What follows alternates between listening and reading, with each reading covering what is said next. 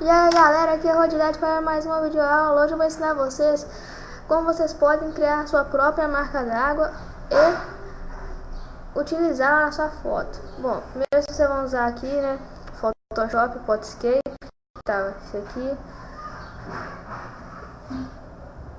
Bom, aí vocês vão vir aqui em editor e vão aqui em objeto, vai em menu, aqui em cima aqui menu, aqui, vai clicar nova foto e vai ajustar desse jeito, largura 200, altura 200, cor branca e dá ok. Bom, aí vai estar ali, você vai vir em texto, vai adicionar o texto que você quiser, que você pode escolher qualquer fonte, no caso uma fonte legível, né? Bom, vou escolher essa fonte aqui e vou aplicar esse negócio aqui. Não, isso que eu não vou aplicar não, deixa assim. Aí o tamanho você vai colocar de acordo com a fonte que você colocou, né? Vai dar ok. Aí você vai clicar com o botão direito do mouse e vir aqui, girar, rodar 45 graus ou rodar menos 45 graus. Eu vou rodar 45 graus.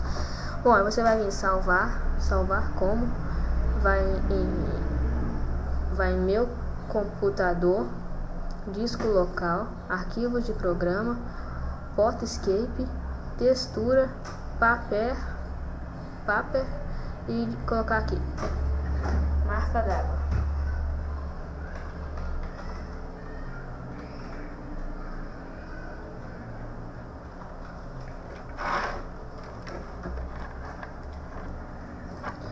Bom, aí depois vocês vão início, né? E vão abrir uma outra foto. Deixa eu escolher uma foto aqui rápido. Vou colocar.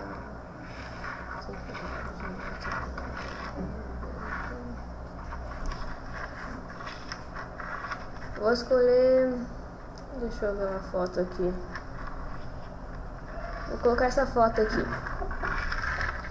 Bom, aí depois vocês vão vir em objeto.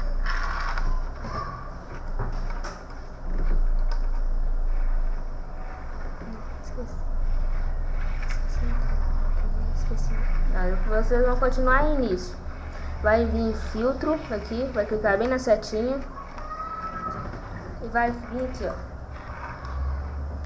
Vai vir aqui, ó, textura